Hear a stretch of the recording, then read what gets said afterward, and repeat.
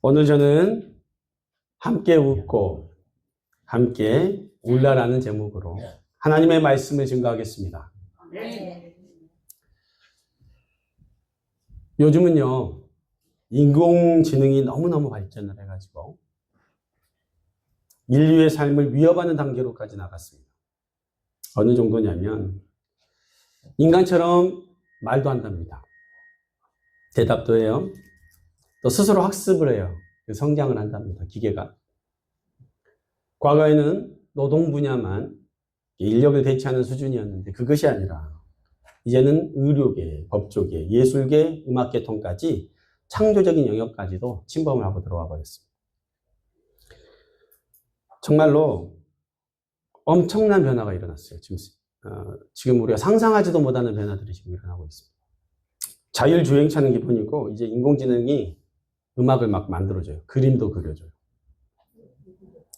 논문도 써주고 모든 법전, 의학 지식 다 알고 그냥 바로 대답을 해줘요. 찾아볼 필요도 없어요. 단번에 답을 내줘버리는 시대가 돼버렸어요. 더 이상 인간의 머리로 기계를 이길 수 없습니다. 기계가 이길 수 없다고 자부하던 게 바둑이 있었습니다. 바둑. 근데 2016년에 어떤 일이 있었어요? 이세돌 구단하고 알파고하고 바둑을 뒀어요. 누가 이겼어요? 알파고가 이겨버렸어요. 딱 한 번밖에 못 이겼어요. 대국에서.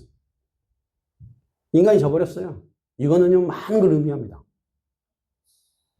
그런데요, 이런 인공지능 시대 가운데서도 대체되지 않는 능력이 한 가지가 있답니다.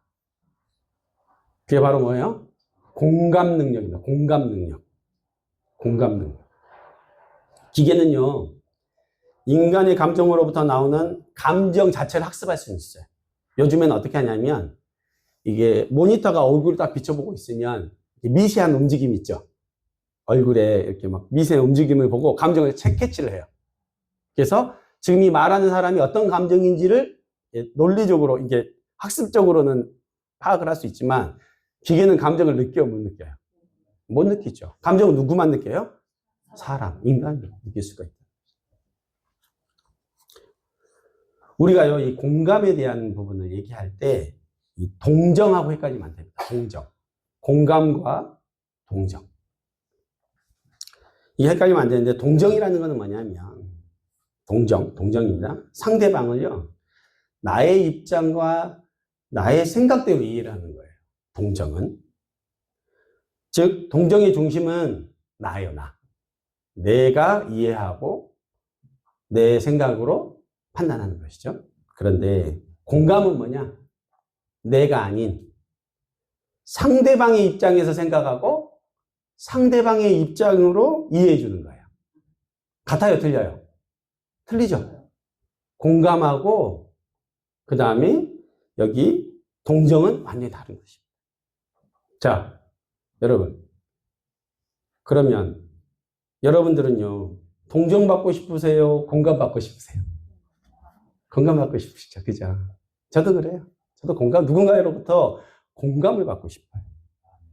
그래서 여러분 뭐냐면 동정보다 공감이 훨씬 더 성숙한 거예요. 그렇지 않습니까? 샤이엔족 인디언의 속담 중에 이런 말이 있다. 내 이웃의 목화신을 신고 2달 동안 걸어보지 않고는 그를 판단하지 말라. 이게 무슨 뜻이냐면, 이 목화신이라는 게 원래 북아메리카 토착 원주민이 신는 신발이래요.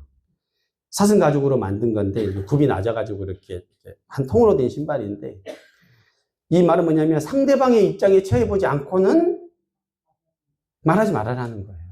이거 결코 이해할 수 없다라는 것이죠. 그렇게 해서 판단하는 것이 아니다. 그러면 성경은 여기에 대해서 무엇이라고 얘기하실까요? 성경은. 자, 우리 함께 오늘 우리의 본문 한번 보도록 하겠습니다. 본문 로마서 12장 5절 한 번 더 한 목소리로 읽어보겠습니다. 시작! 즐거워하는 자들과 함께 즐거워하고 우는 자들과 함께 울라. 이 말씀은요, 바울 사도가 로마에 있는 신앙인들에게, 로마에 있는 크리스찬들에게 전하는 권면의 메시지 중에 하나였어요. 그래서 한마디로 뭐라, 이 말은 뭐야? 한마디로 서로 공감해라. 공감하며 살아라라는 얘기예요. 그런데 바울은 왜 로마서 12장, 지금 읽지 말고 여기 이제 단락이 14절부터 21절까지 있는 그 중간에 하나인데, 거기서 바울이 이렇게 막 얘기해요. 그리스도인들의 신앙생활에 대해서 나를 박해하는 사람을 저주하지 말고 축복해줘라. 그리고 스스로 원수 갚지 말아라. 겸손하게 살아라. 이웃과 화목해라. 악을 선으로 갚아라. 막 이런 얘기를 하다가 이 얘기를 한 거예요. 이 공감의 얘기를 한 거예요. 막 기독교 윤리를 막 말하다가 공감에 관한 얘기를 했단 말이에요. 여러분, 왜 그랬을까? 왜 바울이 이것을 빼지 않고 언급을 했을까? 시대가 악해질수록, 죄가 관영한 사회가 될수록 이 공감의 능력은 현저히 떨어집니다. 현저히 떨어져요. 지극히 이기적으로 변한 사회들은 공감 능력이 약할 수밖에 없어요. 자기만 좋으면 되는 것이죠. 뿐만 아니라 마음에 병이 들었거나 상처를 받잖아요. 그러면 타인의 상황에 대해서 이해하려고 하거나 하지 않거나 아니면 무관심한 상태가 돼버려요. 왜냐하면 자기 자신도 힘들어서 죽기 때문에 돌아볼 에너지가 있다 없다? 없어요. 아무 돌아볼 에너지가 없다는 거예요. 그러니까 자기 자신에게만 집중하게 돼요. 그러면 점점 더 고립된 사람이 되어가는 것이죠. 따라서 바울은요, 함께 더불어 살아가는 이 신앙 공동체 안에서 이 공감의 능력이 너무너무 중요하다. 이 공감의 능력이 너무너무 중요하다. 이것을 말하는 거예요. 성도 여러분, 바울이 말한 즐거워하고, 즐거워하는 자들과 함께 즐거워하고, 우는 자들과 함께 우는 게 쉬워요, 어려워요? 어려워요? 어렵죠? 솔직히 어려워요. 우리나라 속담에 이런 말이 있습니다. 좋은 일에는 친척이 없대요. 어려운 일에는 친척이 있대요. 다른 사람이 잘 되고 좋아하는 일을 마음으로 동참하기가 어렵다는 얘기. 참 희한한 일이 있습니다. 사돈이 땅을 샀는데 왜 내 배가 아플까요? 그죠? 우리 다 하는 말 아니에요? 그죠? 다 알잖아요. 왜 내 배가 아프냐고. 기뻐하고 좋아해야지. 그렇지 않습니까?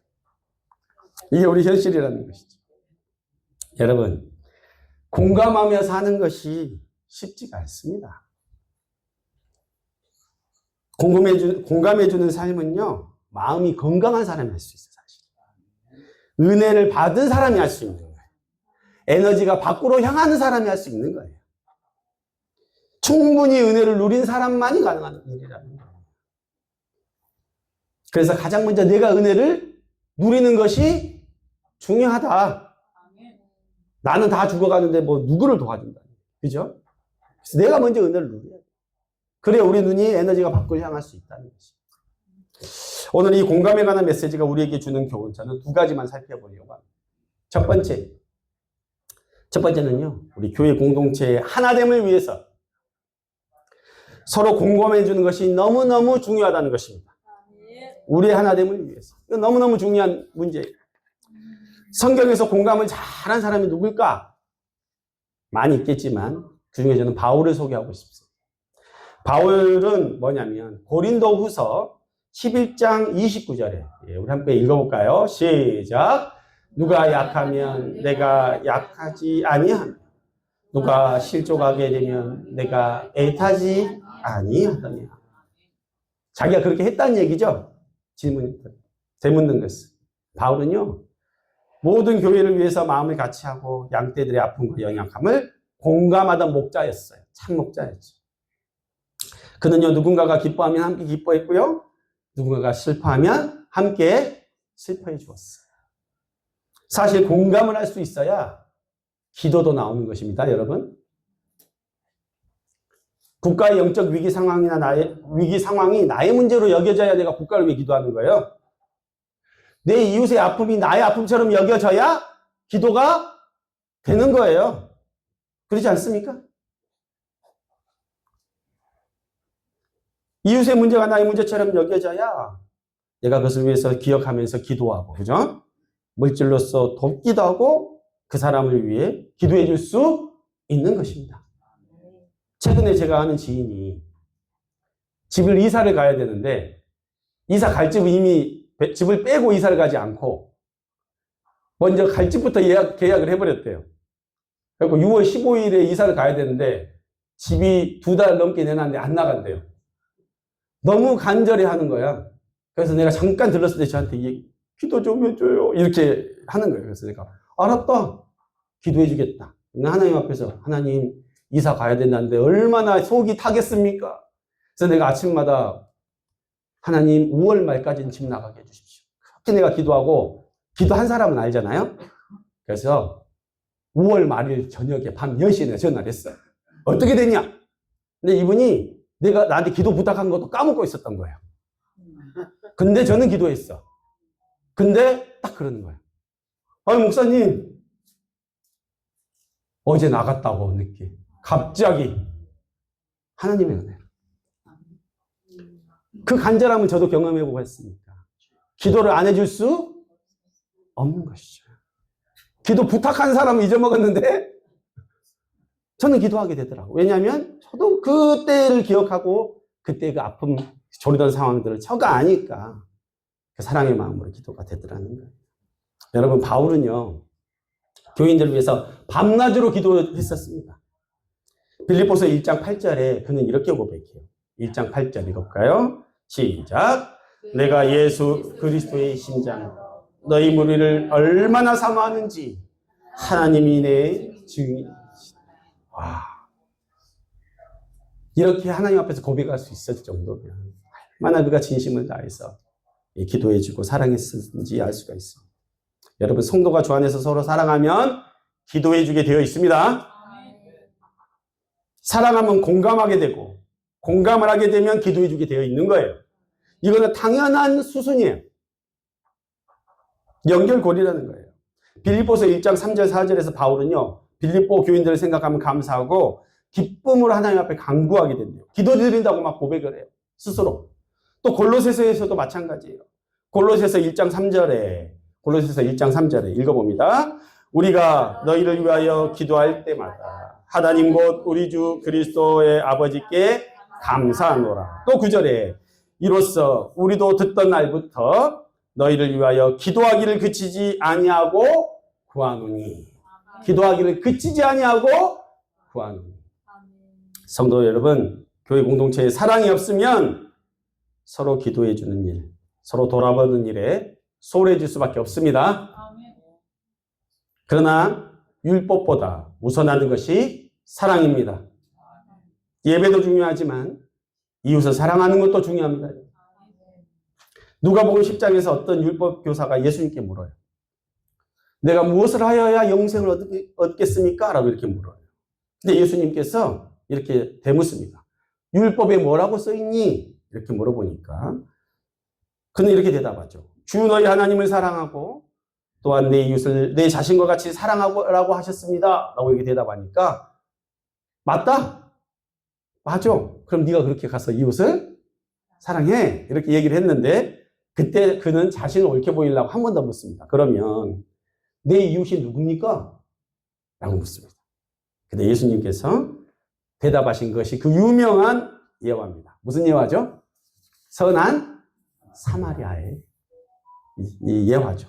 어떤 사람이 예루살렘에서 여리고로 내려가다가 강도를 만나 옷과 가진 것을 다 뺏겨버렸어요.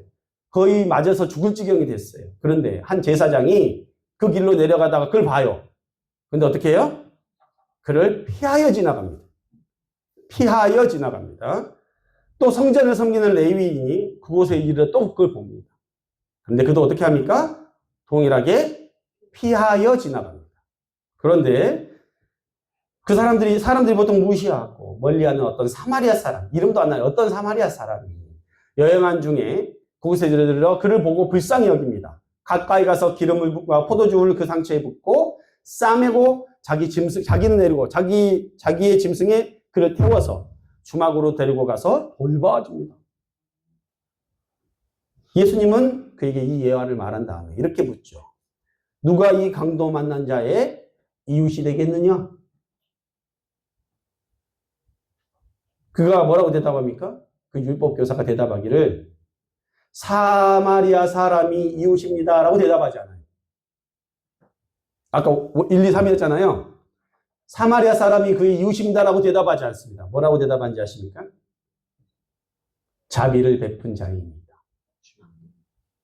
이웃은 누구라고요? 자비를 베푼 자. 그렇습니다. 우리의 이웃은 특정한 인물이 아니에요. 우리 주변에 어려움을 공감하고 불쌍히 여기면서 자비를 베풀어주는 자가 이웃이라는 거예요. 사랑을 행동으로 옮긴 사람이 이웃이라는 거죠. 제사장과 레위인들은 말로만 사랑을 했죠. 하나님 사랑하고 얘기를 해요. 그런데 실제로는 사랑하고 섬기는 일에는 소홀했어요. 그러나 사마리아 사람은 달랐어요. 예수님은 제사 드리는 일도 중요하지만 이웃의 어려움을 공감하고 돕고 사랑하는 일도 중요하다는 것을 비유로 말씀해 주신 것입니다. 안식일에 예수님이 손 마른 사람을 고쳐줬을 때도 마찬가지였어요. 바리새인과 서기관들이요, 안식일에 예배만 드리고 율법을 지켜야지 무슨 병을 고치냐고 막 예수님한테 뭐라고 해요. 그때 예수님이 뭐라고 하셨습니까? 너희가 안식일에도 너의 양이 구덩이에 빠지면 너는 구해주지 않느냐? 하물며 이 아브라함의 자손, 이 귀한 사람을 내가 구해주지 않겠냐? 말씀하십니다.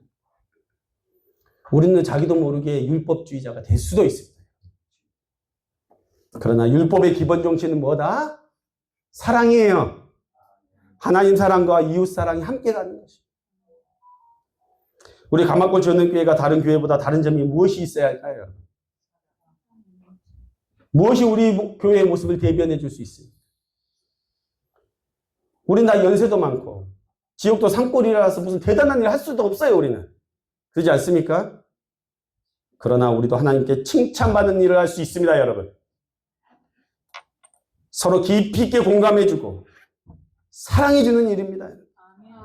이거만큼은 우리가 지지 맙시다. 다른 교회. 하나 앞에 칭찬 받으십시다. 우리가. 사람들이 말해요. 우리 교회만큼 점심을 정성스럽게 맛있게 하는 교회가 없다. 한 번 와서 밥을 먹고 가면 잊을 수가 없다. 왜냐면요, 우리 권사님들, 우리 집사님들이 힘들지만 교회에 주일 나와서 이 한 끼라도 어떻게든 맛있게 먹여서 보내려는 그 마음과 정성이 그 안에 담겨있기 때문에. 그래서 여러분들이 점심에 먹는 것은 밥이 아닙니다. 사랑입니다. 사랑이에요.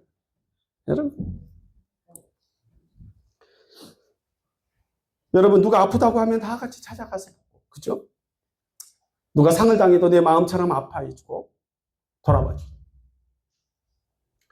어르신들이 한 살이라도 젊으실 때 꽃이라도 한번 보기 않고 그죠? 이렇게 돌아볼 수 있도록 도와드리잖아요. 얼마나 아름답습니까? 정말 아름다운 거예요. 우리 가마골 전용교회는요, 서로 사랑하는 교회, 서로의 아픔을 공감해주고 보듬어주는 교회가 되기를 소망합니다. 아멘. 기뻐하는 사람과 함께 기뻐하고 우는 자들과 함께 우는 사랑의 공동체가 되기를 바랍니다. 아멘. 이런 그리스도의 사랑으로 소문난 교회가 될 것을 믿습니다. 아멘. 여러분 누가 힘들다 그러면요, 우리 교회는 밤에 수요예배 끝나고 남아서 같이 막 기도해주는 교회예요. 여러분 지금 그런 교회 다니고 계십니다. 여러분 기도 부탁하면 열심으로 기도해줘요. 자부심을 가지시기 바랍니다. 누가 나를 위해 눈물로 기도해주는 소리를 들을 때 얼마나 고맙고 감사합니까? 그러지 않습니까? 내가 아플 때 돌아봐주는 이웃이 있다는 것이 얼마나 고마운 일입니까? 한 번은 우리 교인 중에 한 분이 큰 수술 때문에 병원을 이렇게 다녀야 되셨대요. 근데 아침에 병원에 가려고 나오는데 집이 먼데 교회에서 제가 주야! 이게 그분을 위해서 기도하는 소리가 들렸대. 집 앞까지. 눈물이 핑 돌더래. 있겠어요? 못 있겠어요? 못 있죠. 저는요, 제가 한때 우울증과 공황장애로 교회도 못 나갔어요. 그리고 집에 불도 켜기 싫어서 불도 또 뭐 방 안에 그냥 들어만 누웠어요. 시체처럼. 근데 우리 그때 제가 다니던 교회 교인들이 예배 끝나고 도시락을 싸들고 우리 집에 왔어. 우리 집에 방에 불을 켜고 내 앞에서 도시락을 딱 펼쳐놓는 거예요. 내가 그거 먹고 여기 지금 서 있는 겁니다, 여러분. 그 사랑과 관심과 예수님의 그 사랑으로 찾아와 준 그것 때문에 제가 살았는데, 제가 한 가지 잊을 수 없는 추억 중에 하나가 뭐냐면, 제가 광주에서 사역할 때 유학생들을 사역을 했었어요. 유학생. 한 8개국에서 온 유학생들을 이렇게 사역한 적이 있는데, 그 중에 그 중국에서 유학 왔던 친구가 있어요. 집이 하얼빈인데, 이 친구를 잊을 수 없는 게, 이 친구는 제가 유학생들에게 한국어로 설교하면 옆에서 중국어로 통역을 막 해줬던 친구예요. 그래서 나의 수제자와 같은 친구예요. 제가 이제 성경 공부도 중국어로 시켜주고 막 그랬었는데, 그 친구가. 유학 오면 힘들어요, 사실은. 해외에서 산다니까. 배고프고 힘들어요. 그런데 이 친구가 힘든 걸 제가 알았어요. 하루는. 그래가지고, 그때 제가 받던 사례비가 60만 원인데, 그냥 앞뒤 안 재고 그냥 그걸 다 줬어, 그 친구. 근데 그때 제가 어떻게 살았는지 그 친구가 다 알고 있었거든요. 근데 그 친구가 그것을 받아들고 너무너무 고마워요. 왜냐면 자기도 너무 급하고 힘들대. 제가 몰래 그냥 줬어요. 그랬더니 그 친구가 너무너무 고마워하고 그렇게 충성돼 이렇게 교회를 섬기다가 중국 하얼빈으로 돌아갔는데 몇 년 있다가 갑자기 한국에 들어온대요. 근데 내가 왜 들어왔나 했더니 여자 한 명을 나한테 소개해 주는 거야. 여자 하나 데리고 왔는데 자기랑 결혼할 사람이라고 저한테 인사시키려고 한국까지 들어온 거예요. 그러면서 떠나면서 제가 헌금했던 것보다 3배 넘는 금액을 저한테 헌금해 주고 갔어요. 근데 그때 내가 마침 우리 딸을 위해서 목돈이 정말 간절히 필요했는데 하나님이 또 그렇게 채워주셨어요. 서로 사랑하고 섬겨주는 그 일들 통해서 이런 아름다운 일들이 일어나는 겁니다, 여러분. 교회는 그런 곳이 되어야 되지 않겠습니까? 성도 여러분, 우리 교회에 지부가 한 곳 있다는 거 아십니까? 지부가 한 곳 있어요. 용동리에 에덴 슈퍼라고 있습니다. 에덴 슈퍼. 내가 얘기를 들어봤는데 여기 보면 주변에 산골에 여기 이제 외국인 근로자들이 있어요. 근데 이분들은 밥 제대로 잘 못 먹잖아요. 근데 이렇게 슈퍼에 오셔가지고, 근데 슈퍼는 식당이 아니잖아요. 근데 배고픈데 라면 하나 끓여주라 그러면 우리 에덴 슈퍼가 식당은 아니지만 짠하게 여기면서 라면을 끓여준대요. 근데 신기한 건 밥도 서비스고 반찬도 서비스야. 근데 거의 라면 값밖에 안 받아. 여러분, 이거 돈 받으려고 하는 거예요? 돈 벌려고 하는 거예요? 이분들이 자기들 고국으로 돌아갔을 때 이 고마움이 잊을까요? 못 잊을까요? 못 잊을 거예요. 간판에 에덴이라 써있잖아. 난 그리스도인이라. 얼마나 아름다워. 교회는 그런 곳들이 되어야 됨을 저는 믿습니다. 자, 옆 사람에게 말합니다. 더욱더 사랑하겠습니다. 고백합니다. 예, 더욱더 사랑하고 섬기겠습니다. 예, 할렐루야. 예, 두 번째로는요, 우리에게 공감의 능력이 필요한 이유가 한 가지가 더 있어요. 뭐냐면, 하나님의 말씀을 나의 메시지로 받을 수 있기 때문이에요. 아멘. 교회 공동체는 나의 이웃에 대한 공감뿐만 아니라 하나님의 말씀에 대한 영적 공감도 필요해요. 왜냐하면 이것이 없으면요, 하나님의 말씀을 나한테 적용 안 하고 누구한테 적용해요? 남한테 적용. 남한테 적용하고 살아요, 잣대를. 사무엘하 12장에 이런 내용이 나와요. 다윗이 우리아의 아내 밧세바를 범해버려요. 그리고 난 후에 그것을 숨기기 위해서 자신의 충신인 우리아를 전쟁에 보내서 죽게 만들어버립니다. 당시 최고의 권력을 가진 다윗에게 그 누구도 말 못해요. 그리고 스스로도 아무도 모르게 처리했으니까 이제 이 일이 끝났겠구나 라고 생각하고 있는데, 그때 하나님께서 나단 선지자를 다윗에게 보냅니다. 그리고 다윗 앞에 나타난 나단 선지자가 이런 얘기를 합니다. 부자와 가난한 자의 이야기를 빗대서 얘기를 해요. 어느 부자가 손님이 와서 양 한 마리가 양을 잡아줘야 되는데 자기 우리에는 양이 많아요. 그런데 자기 양을 안 잡고 자기 이웃에게 있는 양 딱 한 마리밖에 없는데 그것을 어떻게 해요? 잡아서 그걸로 줬다. 이 얘기를 딱 들으니까 다윗이 때문에 막 열이 나요. 그 불쌍한 이웃에 대한 동정심이 막 일어나고 연민이 일어나니까 뭐라 그러냐면 그 부자의 악행에 분노해서 그는 마땅히 죽을 자라고 사형을 언도합니다. 그리고 4배로 갚아줘야 된다라고 얘기해요. 그때 나단 선지자가 이야기합니다. 읽어봅니다. 시작. 나단이 다윗에게 이르되 당신이 그 사람이라. 이스라엘 하나님 여호와께서 이와 같이 이르시기를 내가 너를 이스라엘 왕으로 기름 붓기 위하여 너를 사울의 손에서 구원하고 쭉 나옵니다. 여러분, 다윗은 그제서야 자신이 무엇을 잘못했는지 깨닫게 됩니다. 다윗은 이웃에 대한 공감 능력은 있었는데 부당함에 대해서 분노할 수는 있었는데 스스로를 돌아보지 못했다는 거예요.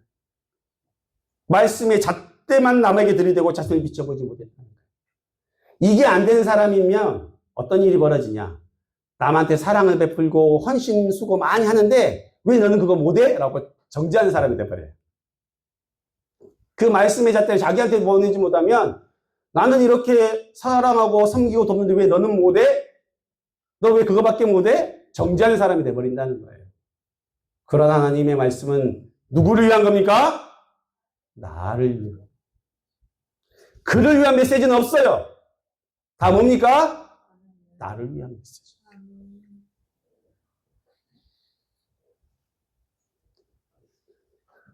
우리는 성경 말씀이 우리에게 주어질 때요.